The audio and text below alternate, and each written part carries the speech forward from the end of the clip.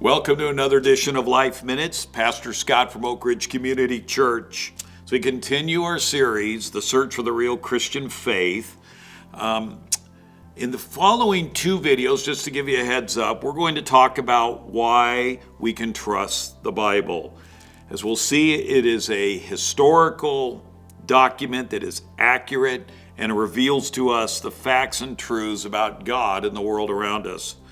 But today, though, following on the resurrection video of last week, I want to continue for just a few moments talking about some folks who were impacted by the resurrection of Jesus, okay?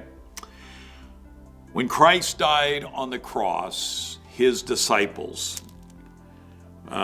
scattered. They saw the death of Jesus as the end of the road for them.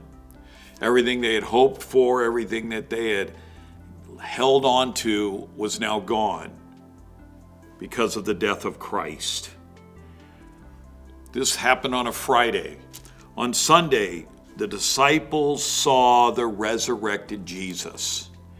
They were eyewitnesses to his being raised from the dead. And the reason this is so important is they had to be convinced that he had risen. Okay? They, in their mind, had thought it was the end of the line.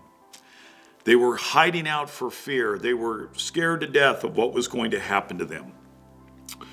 So they thought it was all over.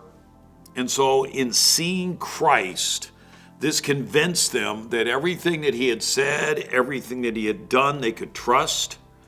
They believed in what had happened. Jesus had fulfilled his word that he would raise from the dead. And why is this important? Well, the disciples were completely changed. And they became bold and courageous as they began to spread the story of Jesus to the known world. They went from being scared to being bold in their declaration of Christ. Now, we could probably come up with all kinds of reasons for them being this way, but why not note the obvious? Jesus was risen. These men were fearless, and they were willing to die for what they believed was true. Now, it is also accurate to say that some people will die for what they think is truth, but actually is a lie. But no one in their right mind dies for what they know is a lie. Now, one of the theories about the resurrection is that the disciples stole the body of Jesus from the tomb, right? If that is the case, if you were a disciple and someone was about ready to put you to death because of your preaching about the resurrected Jesus, and you know for a fact that his body is over here, why not take the guy who wants to take your life and show him the body of Jesus? But the reality is the disciples believed in their hearts and saw with their eyes that Jesus had risen from the dead. They knew that it wasn't a lie. And they were emboldened to tell other people about that. If Jesus was not risen, the disciples must have been deceived themselves into thinking that he was, but there's no evidence to support that. Because some of those men wrote books in the New Testament that talk about that we are to be truthful, that we are to be honest. So we would be seeing a full picture of hypocrisy if the disciples if Jesus actually had not risen from the dead and the disciples are out there preaching that he did, and then they die for that. Their words to what they wrote would not line up with the facts of their life if Christ were still in the grave. And then there are two other people to consider. Their names are James and Paul. James was the half-brother of Jesus. He was a skeptic. John chapter 7 says that he, along with Jesus' other brothers, did not believe in him.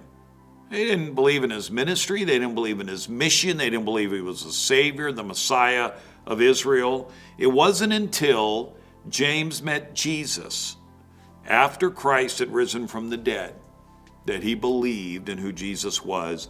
James's life was changed. He went from being a skeptic to a follower of Christ.